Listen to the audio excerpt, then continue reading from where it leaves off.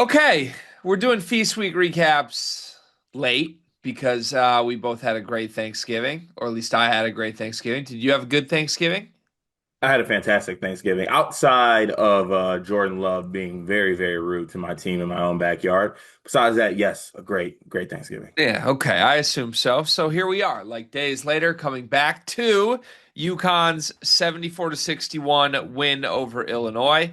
Let me paint you a picture, folks. This was day two of my Thanksgiving weekend. This was my second consecutive I'm at a house preparing a Thanksgiving meal or waiting for a meal to be prepared. This time I was at my parents' and one screen set up, but it's a big screen. And I had the whole family dialed up for this one, kind of explaining I think it's going to be a big game. Brad Underwood, Dan Hurley, revenge, all these things, two top 10 teams. Midway through the first half, and this is a direct quote, but midway through the first half, my mother looked up and said, I thought Illinois was supposed to be good, and then went back to making the beautiful Thanksgiving meal. I did my best to try to explain to her weird shit happens when you face Dan Hurley. Thought UConn was very good for stretches of this game. Thought Illinois was largely a mess in all facets. But the biggest defining characteristic of this game to me from everyone was missed shots. Illinois shoots 20% from three, 6 for 29. They couldn't buy anything. It looked an awful lot like last year at times. UConn, I thought, left Illinois in the game in the second half, largely due to missed shots. And give Illinois credit for hanging around. They turned a 21-point deficit into a 7-point game late. Certainly a missed call, not even a questionable call, but a missed call late that slammed the door shut. But this was not the prettiest game from either side. In the end, I think UConn will feel pretty amazing if they pick up a win over a team as good as Illinois on a night where they don't feel they played all that pretty. Brad Underwood's team is left with a lot of questions. He's questioning their toughness and their ability to make shots, which sounds an awful lot like last year. What'd you make of this game? Yeah, I mean, just for lack of something a little bit more, I don't know, detailed, just a pretty anemic offensive performance. Outside of Kyle and Boswell, really, truthfully. And I'm not sure. I wish I would have wrote it down what the actual, and maybe you know it. There was a time length in the second half where they legit went without a field goal for like 10 minutes. I want to say it might have been a little shorter than that, might have been longer than that, but like they just did not play well enough, to be honest with you, to beat UConn. And when you're playing a team with UConn's caliber, you need your big guys and your dogs to show up. And Andre no showed. Merck, for the most part, no showed. Those both players were benched in the second half of this game down the stretch. And just kind of as a team as a whole, somewhat of a no-show. I like Big T's minutes. He gave you a double-double in 25 minutes, but really outside of that and Kylan, you really just got nothing from anybody on this basketball team. I mean, in the second half alone, you scored 29 points. You shoot 12% from three and 23% from the floor. You had six made field goals in the second half. Five of those came from Kylan and Big T combined. Everybody else just didn't do anything. And only eight second half minutes for Andre, 0 for 1. Merck, 0 for 2 in 5 second half minutes. Big Z, my guy, 6 second half minutes, 0 for 5 from three, five 3-point attempts in 6 minutes, and two turnovers. The experience is amazing. You're just not going to beat a team of UConn's caliber if you are going to have that bad of an offensive performance. It was really, really ugly. It was. You mentioned a lot of personnel decisions from Brad Underwood that were interesting to say the least. Now, you add this up, I believe it was 56 minutes combined for Stojakovic, Mirkovic, and Wagler. Stojakovic actually played the most of that group, and he was visibly benched down the stretch of this game. 24 minutes. David Mirkovic played 18 minutes, also visibly benched down the stretch of this game. The other guy who I feel like I don't know, people aren't talking about this one as much just because I think he's a freshman that hasn't had a 2020 game, but Keaton Wagler found the bench and played the least minutes out of this group, only played 14 minutes. I go through those three guys. I get why they were on the bench. Like I also get if you're a fan watching this, I don't know. It's not like you like the answer. It's not like Jake Davis and Benham Rickhouse into the game made you feel more confident you were going to win. I mean, Hmm. dog, Brandon Lee played 11 minutes in this game, got one steal and one foul. He was in there getting cardio in and at least trying, visibly giving effort defensively, which Brad clearly wants. And um, I don't know. I thought he was going to go scorched earth after this game on Andre and Merck, and he really didn't. I mean, just listening to the post game stuff, he didn't go as direct as he has in the past. He just said like, "Hey, as a group, we got to get a lot tougher," and that is true. I think that's a big element of this. I also question how much you can teach guys toughness, and I don't think some of the guys he's saying needed to be tougher in this game have a toughness issue all the time. Like I think David Mirkovic can be very tough at times. So I guess I don't know. With the benchings, did you understand why those three were all on the bench at the end of this game? I mean, I did, but also at the same time, while that message was trying to be sent, because I think it was clearly trying to send a message that that play was unacceptable. Um, you're not getting much from the guys you're putting in for them. You know what I'm saying? And you still found yourself in striking distance, or call it striking distance, at a certain point of this game, and you weren't able to get there. You kind of had the thought, at least I had the thought in the back of my head. I'm like, damn, I know you benched those guys, but they might be able to make a play right now. At least Merck. Maybe not bench all of them. Like maybe get Merck in there. Yeah, it felt like just for one night, it felt like Brad being like, you know what, I give up. I can't with this group right now. And I'm not saying him or his team gave up on this game because quite the opposite. You go down 21 with 10 minutes left. What was it like a 16 to 2 Illinois run, I think, Hmm. with the bench guys. So honestly, if there's one little tiny thing, I think like Brad deserves at least a little credit for the balls of doing this. He put those guys on the bench and largely got a result he wanted. He got some inspired play and kind of a grit and grind comeback attempt. Um, Also, I think everyone can like be the big person here and acknowledge that a grit and grind comeback attempt with Brandon Lee and Benham Rickhouse and Jake Davis is not what anyone wants from this Illinois team. That's not the high ceiling version. That's not the high floor version. That's like a shit hit the fan. Everything's going wrong. Let's try this and give Brad credit for trying it. It seemed to deliver some results, but they got to figure this out. Out of those three, who do you think? Who are you most concerned about, or who had the worst night against UConn? So I think Keaton probably had the worst night, but more disappointed in Andre, perhaps, I think I would say. Yeah, Just because like it doesn't feel fair to Keaton. Like this is his, he's a freshman. This was a big one. I thought he already showed up in the other game against Texas Tech, which I thought was a big game. But I just think that he was a little bit overwhelmed in this one. yeah, tough spot. Um, Also, just want to say, hate the NBA Cup court at MSG. I don't mind it for NBA Cup games. Can we please get the normal court by the college games when those come around?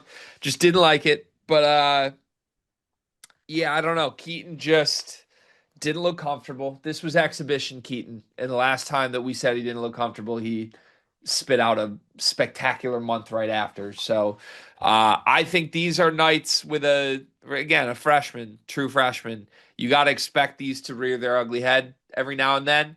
I'm really not that worried about Keaton in the big picture at all. He just deserved the bench in this game, and Brad made the right call. I think the bigger issue is either Andre or Merck or the combination of the two. Hmm. I think you can obviously get away with like let's bench Keaton, bring one of the shooters in, and you don't really lose much. No disrespect to Keaton. If you can't play Mirkovic, you lose a lot in your front court. If you can't play Stojakovic, you lose your go-to scorer, this supposedly dynamic wing defender. So I don't know. We kind of laid this out in the preview. I thought this would be a huge game for Andre because of the way UConn guards. Like Hmm. they kind of want to force one-on-one action. And Yeah. I don't really understand why Andre struggled so much in this. We did hear after the game that he apparently has an ankle injury he's dealing with.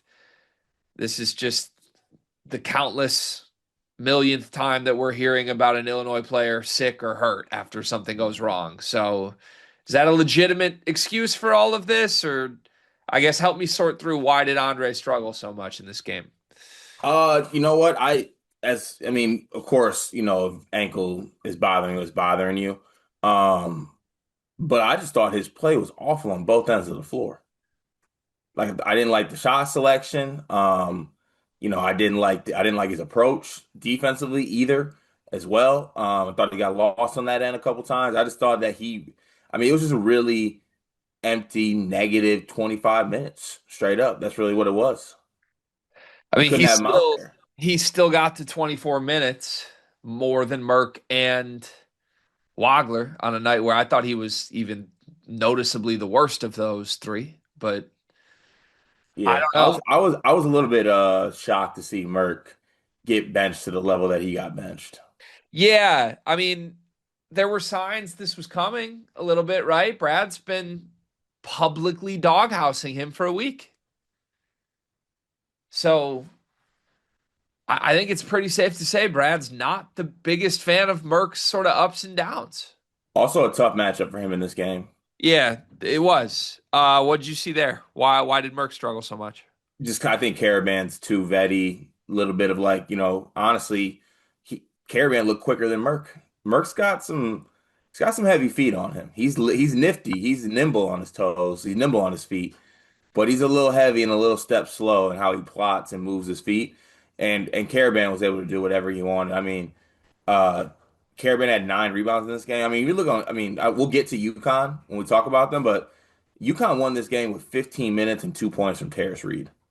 Yeah, that's scary. Like if you would have told me that, I would have been like, oh, so did like Big T and Merck eat in this game? Yeah, And they didn't. right. Big T was solid. We did abandon our MO this year. We're supposed to start with the winning team. So should we flip over to UConn? Damn, we did say we were gonna do that, didn't we? Yeah, we should flip over to UConn probably. They're getting healthy. But we're too deep in it though right now. Are we too deep in it? Yeah, I just this is the funniest game to split up the first and second half stats and truthfully. They had 2 assists in the second half. Who's they? Because UConn offense stunk in the second half too, I thought. Illinois. Yeah, I mean, they didn't have many assists on the night, so It was just, I mean, 13% from three in the second half, 6 for 26 from the floor in the second half. Did make all their free throws. That's nice. Good on them. yeah, 95%, 94%. But man, just a look, basketball is very nuanced. And I feel like we did touch on a lot of points here, but like when it comes down to it, you need to be able to depend on your guys when you're playing a team of UConn's calibers. And you got no shows from 3 of your 5 starters. Yeah. They're pretty lucky they didn't lose this game by 20. You think that's the word for it, luck? I give them a little more credit than just like luck that they cut back into it. I thought they That's got probably fair. I mean, that run was earned, but I'm saying I'm just saying putting their play in a box, like getting no shows from 3 of 5 starters. I actually would have guessed that UConn blew their doors off. So I guess, you know, flip side correlation, give them credit. Yeah. I mean, I thought they got gritty at bare minimum. And look, I don't do moral victories really with Illinois basketball. I think we're in what, year 9 of Brad Underwood? How many Something years like has that. Brad been at Illinois? 9 feels like a lot. One, two, three, four, five, six, seven, eight, nine. This is year 9. God, I'm good. Wow. It's year 9 of Brad Underwood. Your dad. We don't do moral victories anymore. So Okay. have you never beaten Brad Underwood? No, they got him early. Oh, they did? Okay. Yeah. Yeah, like in Man. prime Beeline year. Hey, number 1 in the net ranking though. This isn't about me, damn it. What are we Sorry, doing? sorry, sorry. He's your No, father. I he is, and I love him. I've been a good boy this year. Um, I don't know, dude. Like I'm in such a weird spot with this Illinois team. In past years, I think I'd see a performance like this and be like, F this. They tricked me again. I have some very real concerns in the big picture with this team, largely about their toughness. I do want to talk about the shooting as well. Honestly, I kind of feel like Brad Underwood because I feel like those were the two things he discussed in the postgame was like shooting and toughness. And he was like, I'm not worried about the shooting. We got good shots, which is PTSD for Illinois fans. And then he was like, I am worried about the toughness. We got to be tougher. And I'm like, yeah, he's right. Like, those are kind of my two areas of concern here. One of them I think is fixable, and one of them's not. And I got to come to terms with that. But relative to like past years, I will say this: I'm not jumping off this team's bandwagon at all. I think you can still very much see like what makes this group special any given night. On tonight, like Kylan delivered a performance for the ages. And I guess give him credit for doing it because if he didn't, this is a 30-point loss. But like Kylan in this game alone showed the reasons I want to buy Illinois as a national contender. Like Hmm. that is the archetype of a Tristan Newton, a guy that UConn fans know and love. And he showed up in a big game and delivered one of the most brilliant performances of his Illinois career. Never came off the floor on a night where no teammate of his could be trusted and played 39 minutes and got you 25 points, 9 rebounds, and 3 assists. Thought he was killer, and I thought he paced this team repeatedly. Now, again, we're supposed to be talking about UConn first. So sorry, UConn fans. We'll get to you guys too. Kylan was not the story of this game. He just kept Illinois afloat. Um, they did miss a bunch of really open shots. Hmm. And I don't think that's an excuse the way some Illinois fans are making it out to be. It's not the entire story. This game was not just missed shots.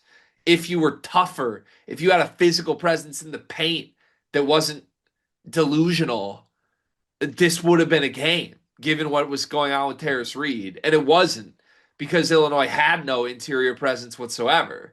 So I think it's very nuanced to discuss like what is this, but I do just want to make this clear.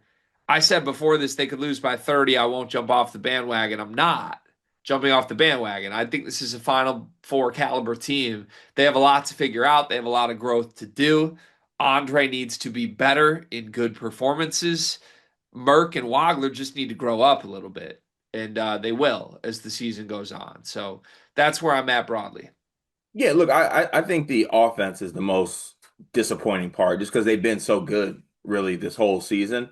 And for them to score 61 points against this UConn team who, look, I think UConn's good, but I think they can be gotten, sorry, on that end of the floor. The toughness thing, honestly, like you don't just pick that up, all right? And at the end of the day, too, I've seen non-tough teams hang banners. Also seen non-tough teams win titles too, by the way, or go far in the tournament. It does happen. Is it harder? Yes, but you can do it.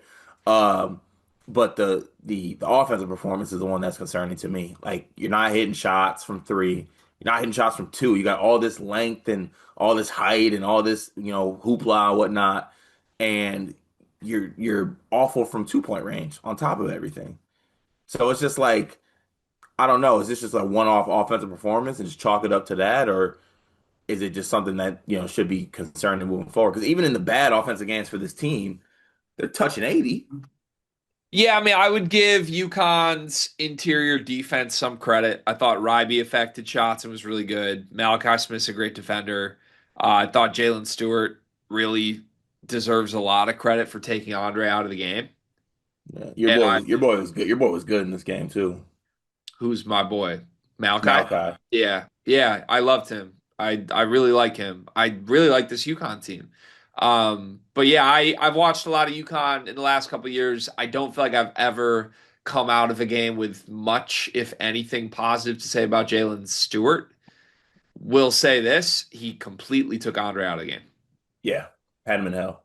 That was like a direct result of we've got this 6'8" NBA bodied wing that just is dogging your third year in college losing player. Like, Right, like this isn't who's on Texas that this isn't goddamn Donovan Atwell we're talking about here. Like this is a 6'8" guy who will go at you. Right. So give him credit. And then yeah, I thought Caravan was everywhere. This is sort of the consummate Caravan game for people who try to nitpick when Caravan gets put on like all American discussions. Hmm. Like we've been doing this for a couple years. Like ever since they won the two titles, it's been like, oh, is Caravan their best player? Is he a top 20 guy? And people pick holes in that and be like, individually, he's not. What are we doing? Like, dog, he's just a winner. 12 points, super efficient, 2 of 4 from three, 9 rebounds, 5 assists, 0 turnovers, 3 blocks, 1 steal. Yeah, and he sat Merck on the bench. Like he to me was a direct effect of Merck getting put on the bench. Yeah, 1,000%. He just won his matchup like every single possession in this game. And I don't know. There's so much winning DNA here, which is obvious. But they even just like their quietest guys have like the loudest winning contributions. And that was Stewart and Caravan to me in this game. And then you had Solo Ball bombing jumpers early to get them going. You had the great Malachi Smith game, just torching the defense from three as Illinois kept going under screens or not knowing what to do on screens. 9 assists to 1 turnover. It was really good to see him affect the game in that regard because I know he can. And then Braylon Mullins, who didn't make a shot from three in this game, but just good to see him out there. They'll start to get him in the mix, and that'll only elevate UConn's ceiling as well. So, yeah, I don't know. Where would you say, like, on the scale of bad to average to great? What level performance was this from UConn? I It was a at best. think it was average. I if I wanted to say it, but I didn't know how it'd be received. It felt pretty average. Yeah, which the one thing I will say I like really strongly disagree with certain Illinois fans on coming out of this, I am hearing a lot of, well, we just miss shots. If we make our shots, we win that game. Bullshit. UConn also missed a lot of good looks. Like that's not how this works. You cannot play the hypothetical if we make game. Hypothetically, if UConn made the shots they're supposed to make, they win this by 25. Like they're a better shooting team than Illinois too, and they still went on a huge dry spell in the second half. So I think you got to give both defenses some credit for that at points in this game, but there were just point blank a lot of missed shots from everyone. Solo Ball missed a lot of shots in the second half of this game that he was making in the first. And you got a quiet Demery night, a really quiet Terrace Reed night with 4 fouls. This was not UConn at their best by any means. And not many teams in America will beat Illinois on a night where they don't play their best. Yeah, I agree. Got to play better. Yep. So, but I don't know. We did our updated poll after this. Like we both are keeping UConn pretty damn high here, right? Like nothing about this game really wants. I don't want to move off UConn at all in any way. No, no, I don't want to move on. If anything, like this was a really good performance where they didn't get anything from Terrace. I think they're obviously going to get better once Braylon Mullins fully gets in the fold with this team. Still very, very much high on UConn. I feel like I had concerns about Illinois before. I feel like those still kind of remain. Um, but also to your point, I think this team can get better in certain areas. Like Merck will play better, Andre Keaton will play better. Hopefully, Big T gets back to looking like himself because he doesn't. And I know he gave you 11 and 10 in this game, but he visually to me just still looks like he needs to get back there a little bit. Looks like he's hurt and he's thinking about it, or like out of shape and he's thinking about it. A little bit of both. Yeah, I can see that. Yeah, I can see that. At the same time, I don't think this is like that far off good Tommy games last year. Mm. Yeah, that's fair. So I don't know. The Can we other go down? initiatives need to pick that shit up too. Who's that? Is Vondermeer. Can we go down the list of Illinois concerns that I have and basically play like how concerned on the concern scale are we? Yeah, of course. Okay. You feel like you led with shooting or the offense? Like That's a reasonable approach for Illinois fans to take, I think, to say we gave up 74 to UConn. We lose by 13. Offense is the issue. If we hold UConn to 74, we should win the game. That's a Mm. reasonable approach. So, offensive issues in this game, was it largely just shooting? Do you have other offensive concerns? What did you see? The only offensive concern that I think I would have is that kind of to your point, but I'm not over here trying to put it all on Andre, I guess. It's just there's no it's just it's very stagnant right now. I don't think there's a lot of ball movement, and maybe this is because there's not a lot of shot making, but because there's not a lot of shot making, it's a lot of like that game, Kylan was great, but really the whole game, the whole second half was like, all right, Kylan, go score because no one else can. Can I ask you something? Yeah. The starters are on the court together. Just the starters. I'm not looking at anyone from the bench.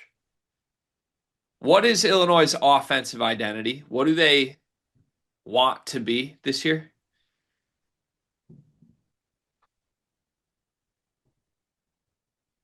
In my head, it's a team that has a lot of versatility, length, and you know, size that can score in different ways. So it's just a huge skilled team that we think is going to mismatch hunt, basically. And should move the ball. Yeah. In theory, should move the ball, but when Andre's involved, although I will say he had a couple of really nice passes in this game, so clearly he's capable. That's not something we've seen much in previous games. So, um, yeah, I mean, look, Big T's a plus passer. Big T gave you 0 assists to 1 turnover in this game. Hmm. Merck, I think, is a plus passer when he is creative. Only 2 assists to 1 turnover in this game. Kylan has been a plus passer. You got to make shots to get assists. They had 10 assists in this game on a night where they shot 20% from three. If they make 40% from three, they might finish with 20 assists. So I didn't think the ball movement was bad in this game. If anything, they moved it more than some of the Andre-centric games in the past. I just do struggle. I keep coming back to this. What is their identity? What is their identity? Is this group when the starters are on the court, which they weren't much in this game because they all got doghoused? Is the goal to just find the hot hand and feed the hot hand? That's kind of what I it get turned into in this game, that's kind. I mean, yeah. When nothing's working, just go to the hot hand. Yeah. which can be fun. If any given night it can be the hot hand guy. And again, Kylan was spectacular. I don't think Kylan having 25 on 14 shots or 60, whatever he had, like was a problem at all. I don't think it was guys disengaged in this game. I feel like we're 1 month into the season, and the number one thing I would say, oh, what is Illinois gonna do? What's the scout on them? They're gonna mismatch hunt and play entirely through whatever they think their mismatch is. Hmm. Yeah. Which, I mean, look, if everything else fails, that's not the worst option in the world. I'd rather close games with that than but guys gotta play well. But how many games in a row are we gonna do this? Are we just gonna keep coming here and be like, well, guys gotta play well, guys gotta play well. Nobody's playing well. If nobody's ever playing well, doesn't that mean something's just wrong? Yeah. Yeah. It's been a And month now, or well, not a month because they were great for the first two. It's been 2 weeks of we're not playing well. We only had one guy going tonight. So, yeah, that's kind of the point. You're not playing well. What is the identity of this team? Mismatch hunting? It's not working. So, they could lean a lot heavier into T to me, but again, he's got to look better and look healthier and look in shape. and Um, what does leaning into T look like?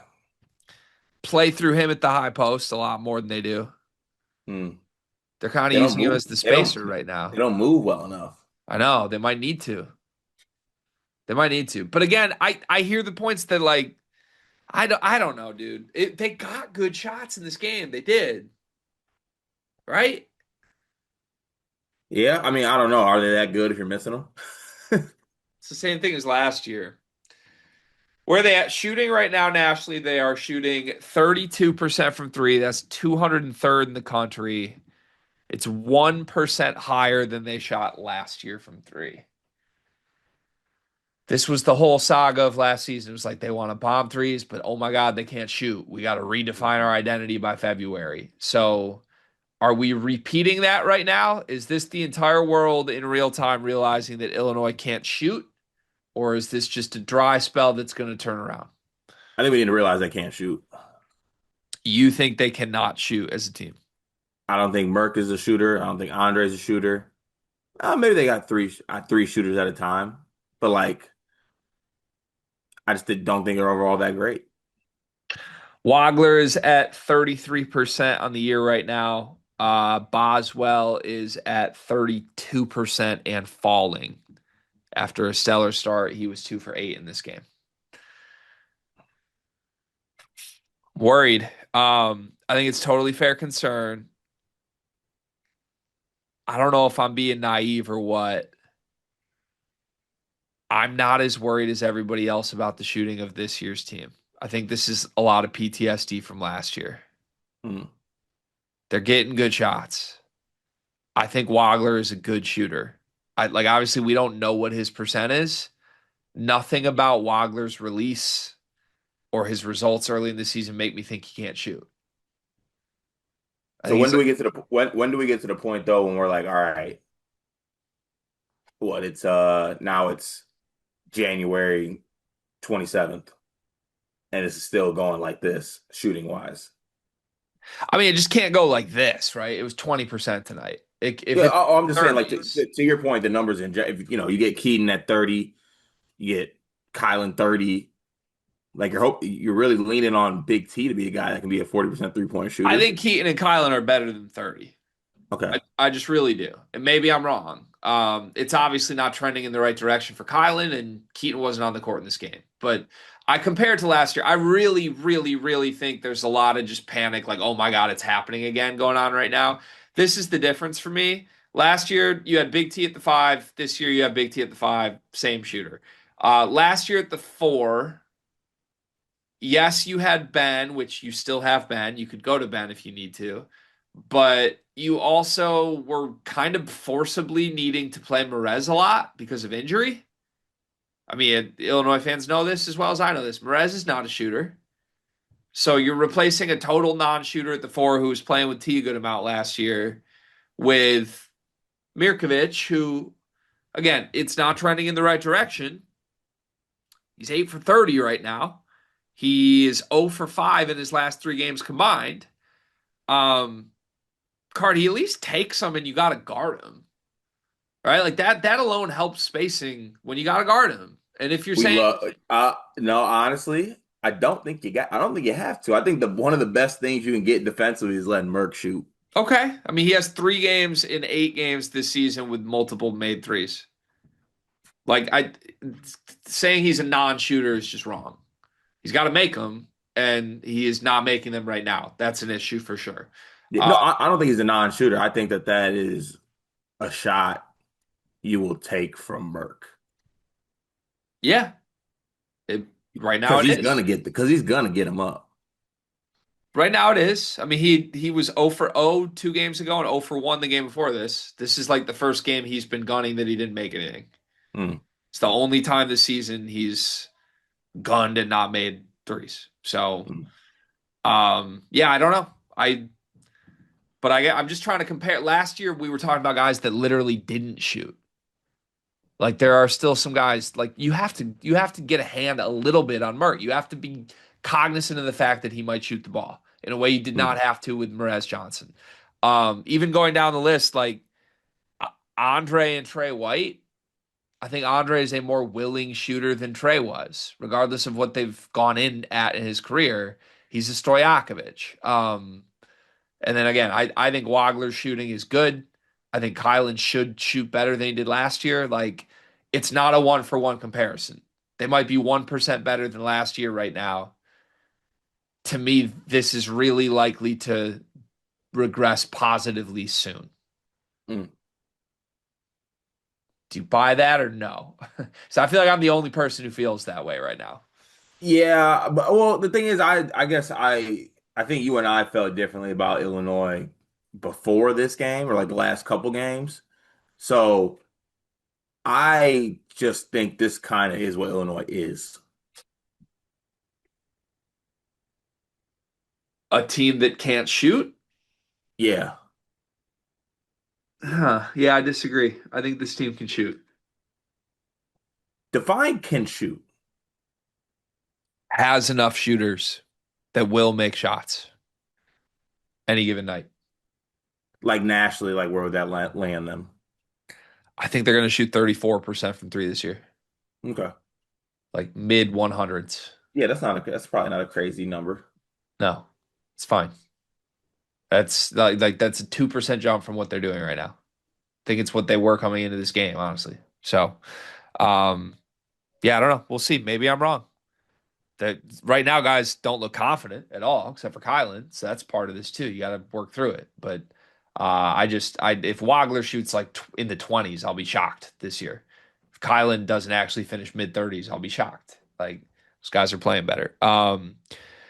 Last thing on the offense, that I do want to do some Illinois defense for you real quick. It dawned on me in this game that they have a problem that is going back to my what's their identity question. So when we isolate the starters, you and I basically landed on, well, their identity is just be like talented and mismatch hunt. Hmm. Here's what I think part of the identity issue is. Who's the best passer on this team? Who's the best passer on this basketball team? Uh-huh. Probably Petro. Petro. Who's the best rim protector on this team? Probably Big Z. Or maybe the only rim protector on this team. He had 5 blocks in this game. Nobody else had one. Yeah. Who's the best shooter on this team? Just spot shooter. I'd probably give the title to either Rickhouse or Wagler. It'd probably be Rickhouse, or I was going to say even Davis. I mean, unless you want to just say we're not ever going to play Jake Davis. But like they got basically there's like two, this guy's our catch and shooter guys. There's a rim protector and there's a passer. What do those guys have in common? They're on the bench. None of them are in the lineup. Hmm. Those guys check in when Brad's mad at his starters who don't have an identity at all right now. Yeah. I mean, that's kind of concerning, right? If we got five really talented dudes that we can't even really point our finger on what they do well as a group other than mismatch hunt, like all the answers on like how do we fix this are on the bench right now.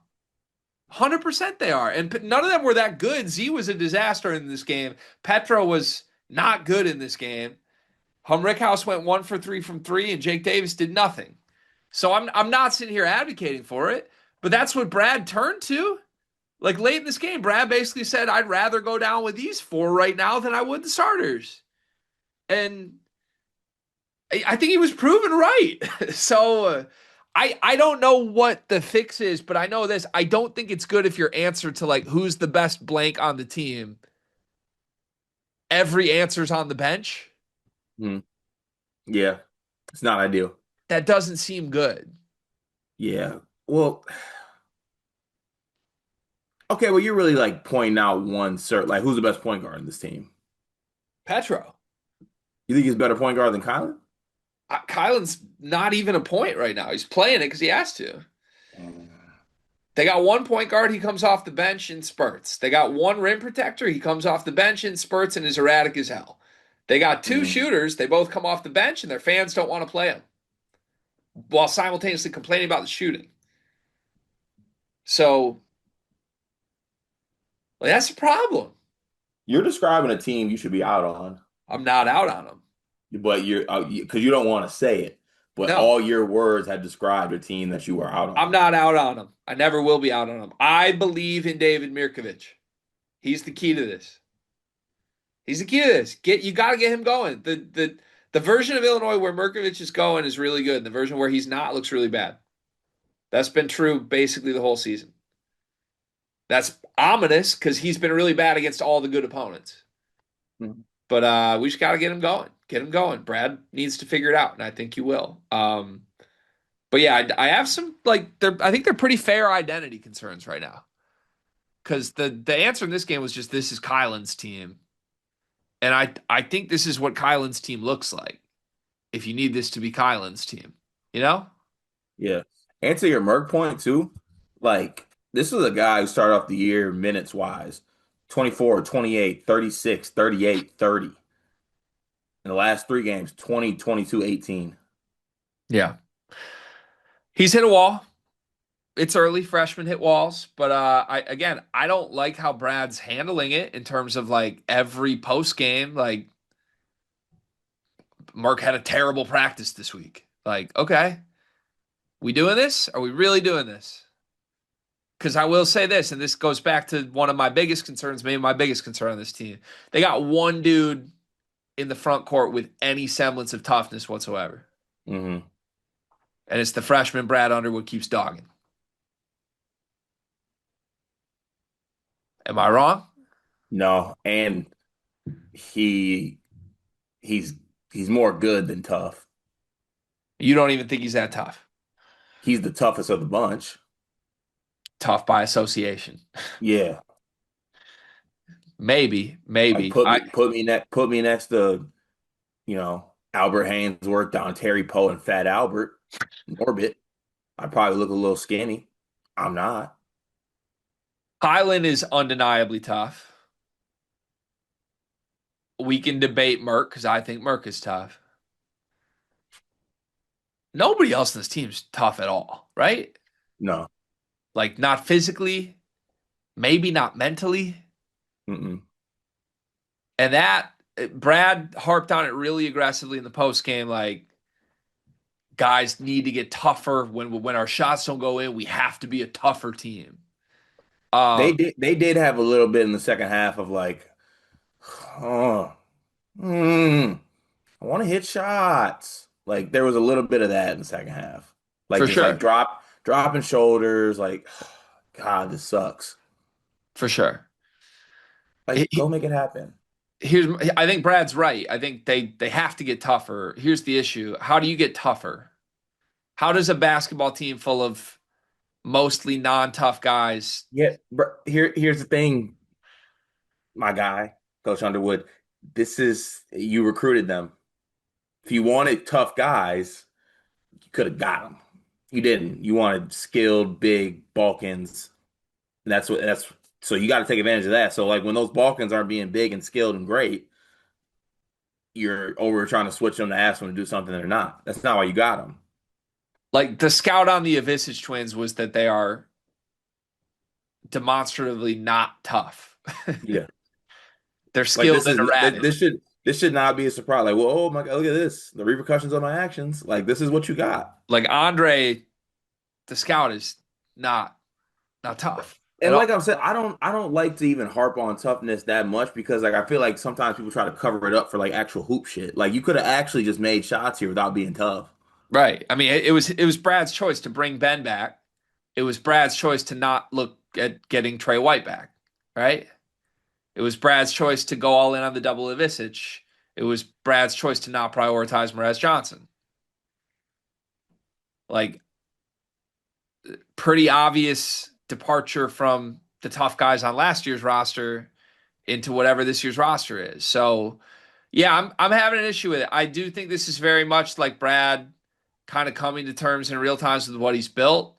Meanwhile, you mix in the fact, okay, we think they're not tough. With the shooting issue is still here. With oh my God, we still are making freshman mistakes. With oh well, there's so many defensive miscommunications because the guys just haven't practiced together. Dog, you built a roster full of guys from Europe that didn't even get cleared until 2 weeks before the season. Of course, they haven't practiced together. So, yeah, I don't know. That's the frustrating part to me, and the part that would kill me if I'm an Illinois fan is like there's an explanation for everything. Like, oh, Andre was bad this game because he has an ankle injury again, even though he played 34 minutes the last game and has been gunning for a month. He's been hurt. Okay, like it's always something. It is Yeah. always something. And look, I hate to speculate too, but like non-tough teams have bad games and then go to the press afterwards like, yeah, my ankle's sore. It's the same shit they did last year, dude. Like, oh Always God, I somebody mean, else's well, fault. Conspiracy's forearm is itchy. He's got a boo-boo on his forearm, It's always somebody else's fault. which honestly I'm cool with because I hate self-accountability.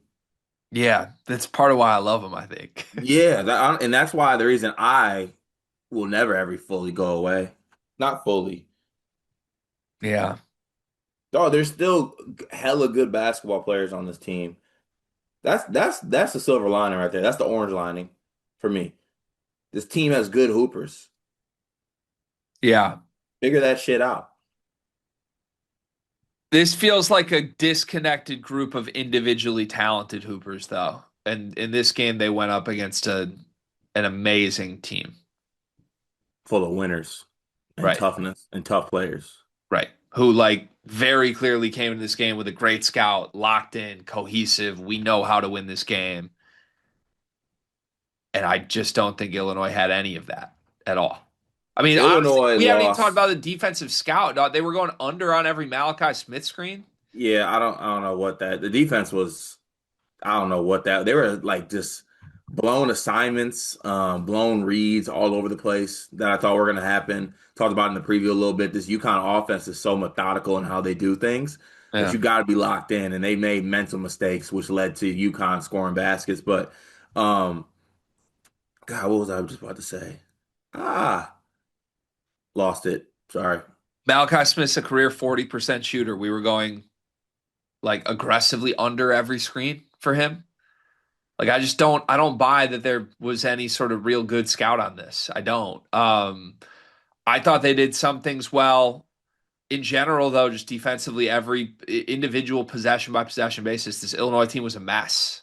Mm, Like a total, like we don't know what's going on mess. And the more you try to work in Petro to it, I think Big Z can be all over the place. Like, Z had 5 blocks in 17 minutes in this game, but he's also, when he's in there, he's just flying around chasing every single shot. If anyone gets the ball over him, it's on the rim, it's a putback. right. And that's on the scout. It's easy to attack and exploit at this point. And then when he's not in the game, respectfully, Big T is zero paint presence at all. The amount of times that Tomislav and David Mirkovic stood and watched UConn finish in the paint in this game was embarrassing. Yeah. And that's who they are right now. Like even as It's I like Merck, I think he's a tough player. Merck isn't a rim protector at all. He's not going to mhm. be. So, Yeah. but then Oh, I don't know. Close your eyes. Fast forward to the end of the year. Like I don't even have a schematic personnel fix to this. Like my answer to all this is just play better. yeah. Play better and figure it out. And side note, the point I was trying to make too about how these teams are kind of made up currently right now. UConn loses to Arizona at home. Yes, without Terrace, but Hurley goes in the press conference and says, "Yeah, those guys didn't want to fight. Those guys didn't want to battle. They weren't tough. They were soft." Right? Illinois, on the other hand, they kind of get punked in the second half against Bama, and I thought that that was pretty evident. And I just thought you saw how UConn was able to respond to kind of being called out in that moment. While on the other hand, I think this Illinois team just is not one to respond in that type of way. Yeah. So this is kind of a different makeup. Yeah, they're gonna have to figure it out. Have you really changed your I guess you again, you weren't as high as I was on Illinois, but coming out of this, like what do you think they are? I think here's how I've changed on them. I think the situation is more volatile than I thought. In what way? Like I thought it was all like fun, Twinskies, Grease, Brotherhood, Brothers, Balkan, yeah. But like there's a world where this has a little bit more like go south territory than I wanted to actually admit. And that might be a little bit harsh coming off this game. They did just lose to UConn, but I'm monitoring. Sage coming out at any point? I hope not. Yeah. My huge concern is they have to figure out how to make Mirkovic work. That seems like it's not happening, and not only does it seem like it's not happening, it seems like it's trending in the wrong direction. It seems like Brad's mental, emotional view of the situation with Mirkovic is I'd rather just not deal with it. If he doesn't figure his shit out, we're just going to go away from it. And that means more Benham Rickhouse. That means more Jake Davis. That means more photoshops of David Mirkovich in a Michigan uniform from me as the season progresses. If you don't want your skilled physical dog for anymore, we will take him with open arms. We'll figure it out. I promise. But I don't like it. I really think he's the difference in what makes this team special. And right now he's a disaster, and Brad is kind of blaming him and doghousing him. So gonna have to figure that out. I still think they will. I still believe in this team. In the meantime, UConn is my number 3 team in the country. They're really good, and it says a lot about them to be able to handle Illinois like this on a night where they weren't at their best either. Facts.